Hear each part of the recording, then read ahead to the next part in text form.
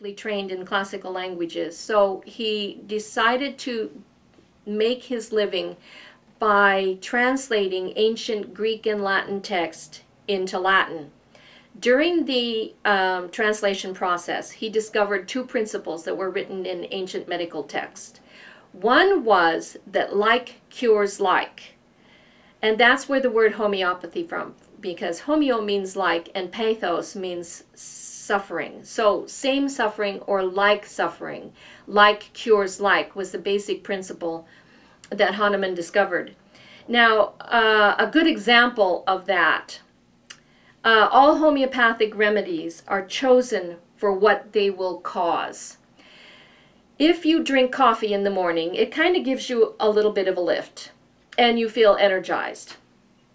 If you drink too much coffee at nighttime and you feel too energized to lay down and go to sleep, you can use the homeopathic form of coffee to antidote the effect of the coffee that you drank before you went to bed. And all homeopathic remedies are written in Latin to distinguish them from pharmaceuticals or their original substance. So if you find yourself too awake in the evening because you've had some coffee and you want to antidote that and relax so you can go to sleep, you can buy Coffea cruda in a 6x potency at any health food store in your area. You can put one pellet under your tongue, and that Coffea cruda will not only antidote the coffee that you drank, but it will help you relax. So even if you're agitated and you didn't have coffee, Coffea cruda will relax you because it has that relaxing effect. It has exactly the opposite effect of drinking crude coffee that hasn't been homeopathically prepared. And the second concept that Hahnemann discovered was that substances became more powerful through the process of dilution. So what he began to do was to take a bottle and put only 10% of a crude substance, a natural occurring substance. And homeopathic remedies can be any natural substance. It could be a mineral, it could be an herb, it could even be a poison, a heavy metal poison such as arsenic or lead, or serpent poisons are very powerful homeopathic remedies. And any natural substance can be put, in order to potentize it, it is put into a clean new bottle, about 10% full, and the rest of the bottle is filled with alcohol, grain alcohol, such as Everclear. And the bottle is shaken 20 times against a hard surface. Hahnemann used to do it against a Bible. There is a homeopathic pharmacy in Oregon that still potentizes it against a Bible the way Hahnemann did. But most factories these days use machinery. Anyway, the succussion process, pounding the substance in the bottle 20 times against a hard surface, breaks up the molecule and allows the energy signature in the molecule to expand into all of the alcohol. So that molecule has expanded one time. So then 10% of that first bottle is put into a second clean bottle and filled 90% more with alcohol. And that bottle is succussed 20 times. That's a 2x potency because it has been diluted and succussed 2 times. The X refers to the fact that we started with a 10%. So 10% of the second bottle is put into a third bottle and filled again with alcohol and succussed 20 times. So the dilution process reduces the amount of actual substance, but it increases the effect of the molecule by the breaking up of the molecule and the molecule expanding to fill up all of the available alcohol in the bottle. So two things are happening.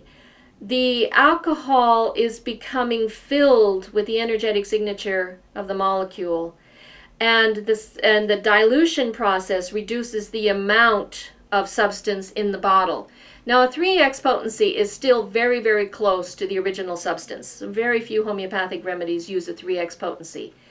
A 6x potency means that it's been diluted 6 times on the 10 to 90% scale. This is used mainly for mineral absorption and to help with things where people's cells are not functioning correctly and they're not absorbing minerals correctly. Now, I've had very great success in eliminating a lot of calcium absorption problems by using a 6x potency of calcium called calcarea phos. Now, when a person takes calcarea phos, they begin to absorb calcium correctly into the cells in their body. Now, calcium depletion is associated with infections and reoccurring infections. So babies that are having recurring ear infections will grow into teenagers with very little self-esteem, will grow into adults with stomach problems and confidence issues, and as they get older they will have a compromised immune system. We're more likely to develop cancers and osteoporosis as they get older. Now, that sounds like a lot of things that occur in the American public, and that's because when our ancestors migrated from particularly the northern European countries, Ireland and Scotland and England particularly, and those immigrants came to the U.S., they became calcium deficient, and the reason for that is that the Irish and the English used sea kelp to fertilize their fields. Those bodies were used to dealing with a lot of iodine and throwing out excess iodine. When those bodies migrated to the U.S., there was very little iodine in the soil. And that's been known for centuries, that the American soil is depleted of iodine. Those bodies were used to throwing out the iodine.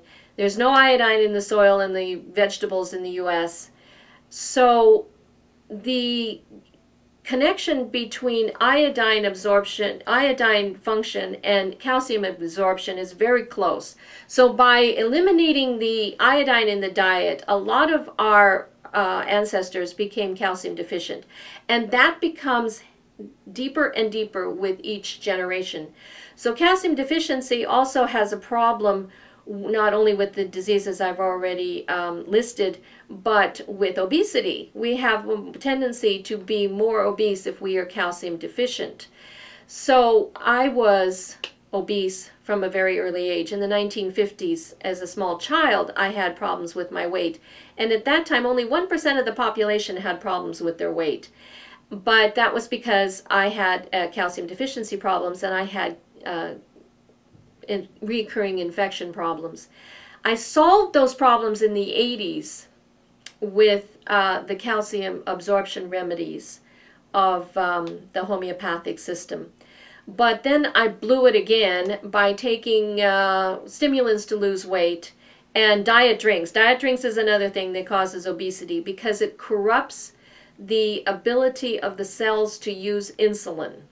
So first of all, if you start out as calcium deficient, and then to lose, you might be more prone to being obese. Then you use stimulants and diet drinks to lose weight, and that compromises cell function. And that compromises cell function because if you drink a diet drink and you have had no other nutrients in your body, you taste the sweet and your brain says there's sugar coming into your bloodstream. So your pancreas gets the message and releases insulin. But when the insulin gets into the bloodstream, there's no sugar there. So then the cells have to shut down their receptor sites because they can't take insulin in without sugar attached.